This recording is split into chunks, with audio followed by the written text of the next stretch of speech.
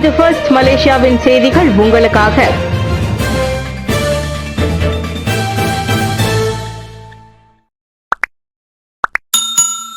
மருந்துகளின் விலை பட்டியல். சுகாதார அமைச்சு வெளிப்படைத்தன்மை.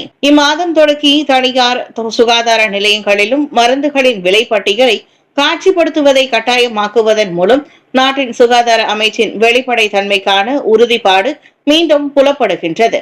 உண்மை நிலவரம் அல்லது தகவல் அறிந்து முடிவு செய்யும் பயனீட்டாளர்களின் ஒரு முயற்சியாக 2011ஆம் ஆண்டு விலை கட்டுப்பாடு மற்றும் லாப எதிர்ப்பு சட்டத்தின் கீழ் இந்நடவடிக்கை செயல்படுத்தப்படுவதாக சுகாதார அமைச்சர் டாக்டர் ஜுல்கிஃப்லி அகமது தெரிவித்தார். 3 மருந்தகங்கள் மற்றும் ஒரு சுகாதார சிகிச்சையகத்தை பார்வையிடுவதற்கான வாய்ப்பு எனக்கு கிட்டியது. தனியார் சிகிச்சையகங்களுக்குள் நுழைவது உட்பட QR குறியீடுகளை பயன்படுத்தும் முறையை அவர்களில் எனக்கு காட்டினர். சட்டவிரோத மருந்துகளை நிராகரிக்கும் திட்டத்தை உட்படுத்தி கோலஸ்லாங்கூரில் இதை நாங்கள் மேற்கொண்டோம். 3 மருந்தகங்களும் ஒரு தனியார் சிகிச்சையகமும் அதை செயல்படுத்தியதாக என்னிடம் காட்டின என்றார் அவர். 18 கிலோ எடை 5 லட்சம் ரிங்கிட் மதிப்புடைய போதைப் பொருட்கள் பறிமுதல். கடந்த ஏப்ரல் 10ஆம் தேதி பாசிர் மாஸ் கம்போங் ரெசாக்கில் மேற்கொள்ளப்பட்ட அதிரடி சோதனை ஒன்றில் 5,85,000 ரிங்கிட் மதிப்பிலான 18 கிலோகிராம் எடை கொண்ட மீதாபெத்தமைன் வகை போதைப் பொருளை கிளந்தான் மாநில அரசு மலேசிய சுங்கத்துறை JKDM கைப்பற்றியது. காலை மணி 7:18க்கு கோத்தபாருவின் அமலாக்க பிரிவு அந்த அதிரடி சோதனை நடவடிக்கையை மேற்கொண்டதாக கிளந்தான் JKDM இயக்குநர் வான் ஜமால் அப்துல் சலாம் வாங்லாங் தெரிவித்தார். அந்த பகுதியில் கைவிடப்பட்ட புரோட்டான் ஈஸ்வரா ரக காரை சோதனை செய்ததில் கிறிஸ்டல் கற்களை போன்ற வெள்ளை பொடி 17 பொட்டலங்களாக மூட்டை ஒன்றில் வைக்கப்பட்டிருந்தது என்று அவர் கூறினார். SPRM விசாரணைக்கு சென்ற பமேலா லிங் மாயம் 12 சாட்சிகள் வாக்குமூலம். கடந்த ஏப்ரல் 9ஆம் தேதி புத்ரஜயாவில் உள்ள மலேசிய ஊழல் தடுப்பு ஆணையம் SPRM அலுவலகத்திற்கு செல்லும் வழியில் கடத்தப்பட்டதாக நம்பப்படும் பமேலா லிங் யூ காணாமல் போனது தொடர்பில் போலீசார் இதுவரை 12 சாட்சியாளர்களின் வாக்குமூலங்களை பெற்றுள்ளனர். பமேலா குடும்ப உறுப்பினர்கள், SPRM அதிகாரிகள் மற்றும் அவரின் வழக்கறிஞர் அதில் அடங்குவர் என்று கோலாலம்பூர் போலீஸ் தலைவர் டாக்டர் ருஸ்டி முகமது இசா தெரிவித்தார்.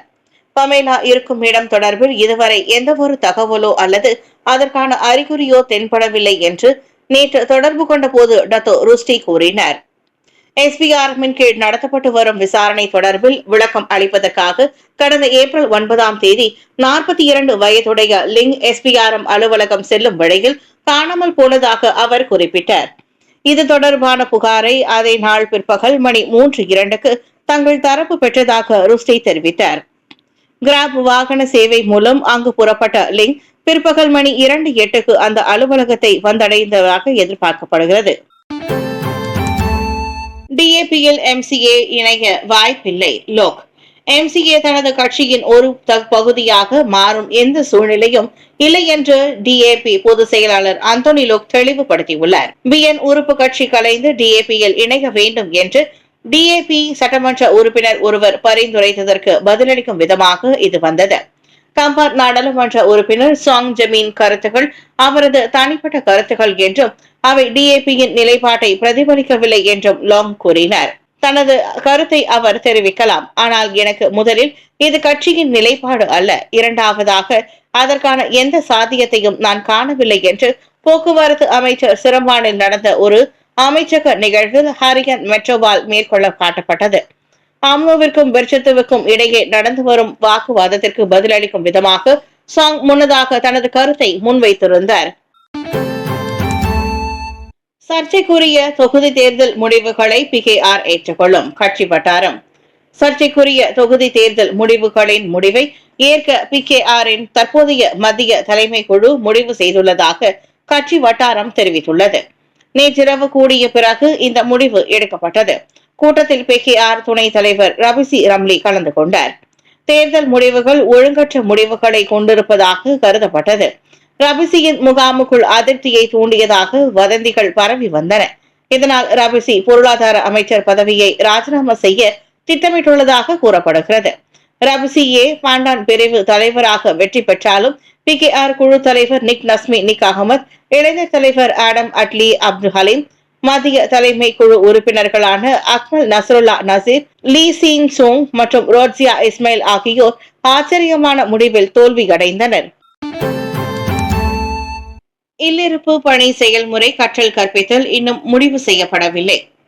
இம்மாத இறுதியில் நடைபெறும் ஆசியான் உச்சநிலை மாநாட்டை முன்னிட்டு பொது சேவைத்துறை ஊழியர்கள் வீட்டிலிருந்து வேலை செய்யும் செயல்முறை மற்றும் பள்ளி மாணவர்களுக்கான இல்லிருப்பு கற்றல் கற்பித்தல் அமலாக்கம் தொடர்பிலான பரிந்துரை குறித்து அரசாங்கம் இன்னும் முடிவெடுக்கவில்லை. இந்த விவகாரம் குறித்து 2 வாரங்களுக்கு முன்னதாக நடைபெற்ற அமைச்சரவை கூட்டத்தில் விவாதிக்கப்பட்டதாகவும் விஸ்மா புத்ராவில் உள்ள ஆசியான் செயலகம் இது தொடர்பில் துல்லியமான ஆய்வை மேற்கொண்டு வருவதாகவும் மடானி அரசாங்க பேச்சாளர் டாக்டர் ஃபாமி ஃபாட்சல் தெரிவித்தார். ஆசியான் உச்சநிலை மாநாடு நடைபெறும் இடங்களில் அல்லது அதை சுற்றியுள்ள பகுதிகளில் பணிபுரிபவர்கள் மீது கவனம் செலுத்தப்படுகிறது. இந்த உச்சநிலை மாநாடு மே மாதம் இறுதியில் நடைபெறும் என்று எதிர்பார்க்கப்படுகிறது. இந்த வாரம் அல்லது அடுத்த வாரம் நடைபெறவுள்ள அமைச்சரவை கூட்டத்தில் கூடுதல் தகவல்கள் கிடைக்கும் என்று நான் நம்புகிறேன் என்றார் அவர். நேற்று கோலாலம்பூர் IWK ஈகோ பார்க்கில் நீரிழிவு ஒரு தடையல்ல எனும் தலைப்பில் மலாயா பல்கலைக்கழகத்தில் பொது சுகாதார பிரச்சாரத்தை தொடக்கி வைத்த பின்னர் டாக்டர் ஃபாமி ஃபாட்சல் செய்தியாளர்களிடம் பேசினார். தாயகம் திரும்பினார் கொசோவோ அதிபர். இருதரப்பு உறவுகளை வலுப்படுத்தும் நோக்கில் மலேசியாவிற்கு 4 நாட்கள் அதிகாரப்பூர்வ பயணத்தை நிறைவு செய்து கொசோவோ அதிபர் டாக்டர் வியாசோ ஒஸ்மானி செட்யூரி நேற்று தாயகம் திரும்பினார். நேற்று கோலாலம்பூர் அனைத்துலக விமான நிலையம் KLIA-வின் பூங்காராயா வளாகத்தில் டாக்டர் வியோசா ஒஸ்மானியை வழி அனுப்பி வைத்ததற்கு அரசு மலேசிய ராணுவ படையின் 1வது பெட்டலியனின் மரியாதை அணிவகுப்பு நடைபெற்றது. இந்த பயணம் முழுவதும் டாக்டர் வியோசா ஒஸ்மானியுடன் இருந்த கல்வி அமைச்சர் பட்லினா சிடேக் அவரையும் அவரது குழுவினரையும் வழி அனுப்பி வைத்தார். 2021ஆம் ஆண்டு ஏப்ரல் 4ஆம் தேதி அதிபராக பதவியேற்ற பிறகு ஒஸ்மானி கடந்த வியாழக்கிழமை மலேசியாவுக்கு அதிகாரப்பூர்வ பயணம் மேற்கொண்டார். மலேசியாவுடன் அரசு தந்திர பொருளாதார மற்றும் பாதுகாப்பு உறவுகளை வலுப்படுத்த கொசோவோ தயாராக இருப்பதாக கூறினார். அதோடு இது கோலாலம்பூரில் கொசோவோ தூதரகத்தை திறக்கும் நடவடிக்கை இந்நாட்டிற்கும் மலேசியாவிற்கும் இடையிலான இருதரப்பு உறவுகளை வலுப்படுத்துவதில் முக்கிய தருணமாக கருதப்படுகிறது. பேராக் இந்திய பள்ளி ஆசிரியர்கள் கூட்டுறவு கழக உறுப்பினர்களுக்கு லாப ஈவு அதிகரிப்பு. கடந்த 1964ஆம் ஆண்டு தொடங்கி செயல்பட்டு வரும் பேராக் மாநில இந்திய பள்ளி ஆசிரியர்கள் கூட்டுறவு கழகம் அதன் உறுப்பினர்களின் வளர்ச்சிக்காக சிறந்த முறையில் செயலாற்றி வருகிறது. அதனை மேலும் வலுவூட்டும் விதமாக இவ்வாண்டு அதன் உறுப்பினர்களுக்கு வழங்கப்படும் லாப ஈவு 3 விழுக்காடாக அதிகரித்துள்ளதாக கூட்டுறவு கழகத்தின் தலைவர் சி விஜயன் கூறினார். 1293 உறுப்பினர்களை கொண்டு செயல்படும் இந்த கூட்டுறவு கழகத்தில் கடந்த ஆண்டு வழங்கப்பட்ட லாப ஈவு 1.9 விழுக்காடாக இருந்த நிலையில் தற்போது 3 விழுக்காடாக உயர்ந்திருப்பது மகிழ்ச்சி தருவதாக சி விஜயன் தெரிவித்தார்.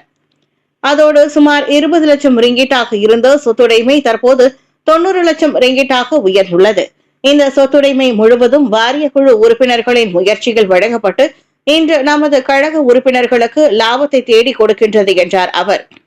கழக உறுப்பினர்களின் தேவைகளுக்கு குறைந்த வட்டி விகிதத்தில் கடன் உதவி வழங்கும் இக்கூட்டுறவு கழகம் முதலீடுகளில் கவனம் செலுத்தி லாபத்தை ஈட்டி வருவதாக அவர் மேலும் விவரித்தார்.